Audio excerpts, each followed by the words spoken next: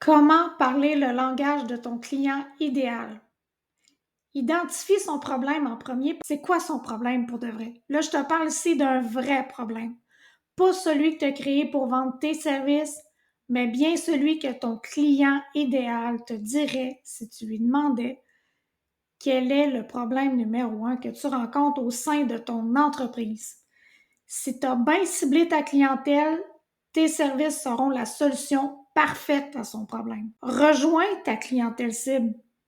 Tu n'es pas certaine du problème numéro un de ton client? Personne n'est mieux placé que lui pour te répondre. Alors, pose-lui la question.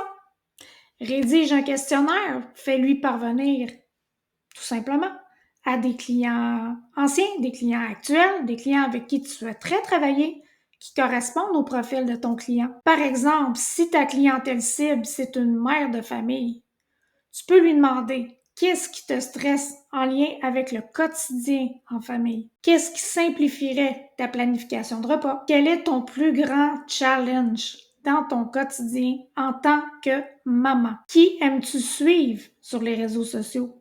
Pourquoi? Ça te prendra que quelques minutes à faire, puis ça va vraiment orienter ta création de contenu pour t'assurer de parler le même langage que ton client. Ne vends pas tes services. T'as pas besoin de faire ça. Mes clientes me disent souvent qu'elles sont pas bonnes pour se vendre.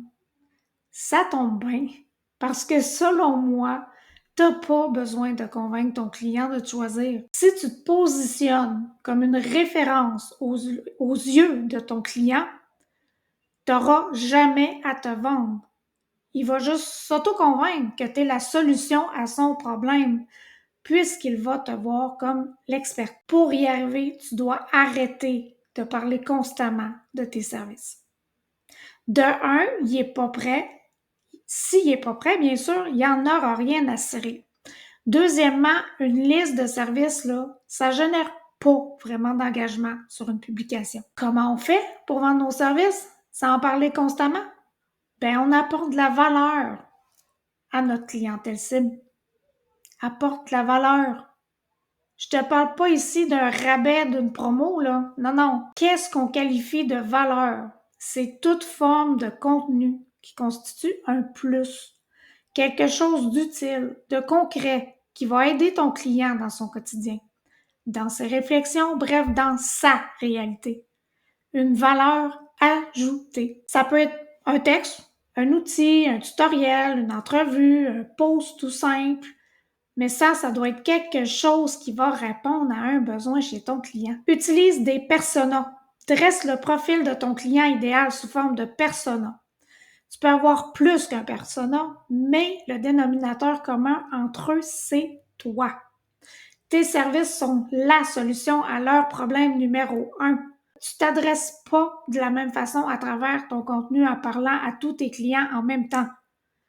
Oui, ils ont beaucoup de similitudes, mais leurs problématiques respectives, là, elles sont différentes. Fais attention lorsque tu crées ton contenu, faut que tu parles à la bonne personne.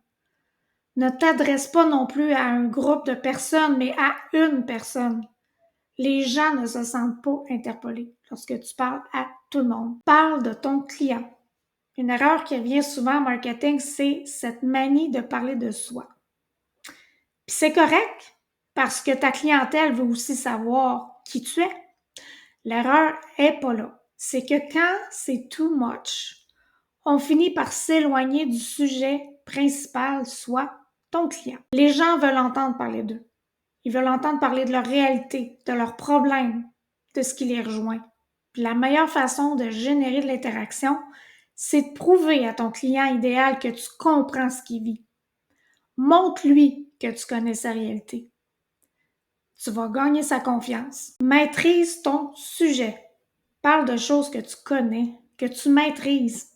Si tu veux apprendre quelque chose à ton client, ben tu dois maîtriser ce sujet-là toi-même. Walk the talk, comme on dit. Tu peux pas seulement aller lire en diagonale sur Google et prétendre être une experte en la matière.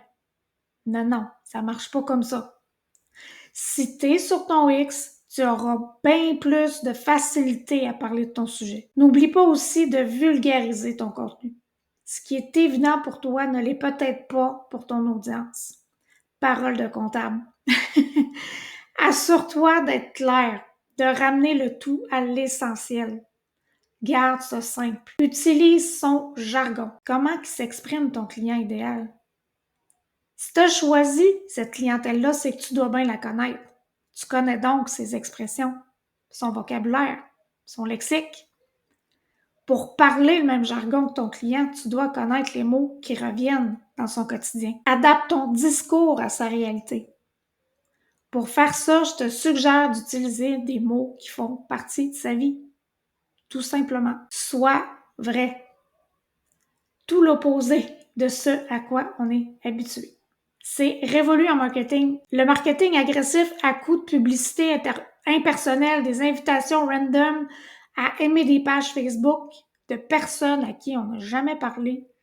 Non. Connecte avec les gens. Prends le temps de jaser avec ta clientèle cible. Va à sa rencontre, échange, discute, rends-toi disponible pour l'aider.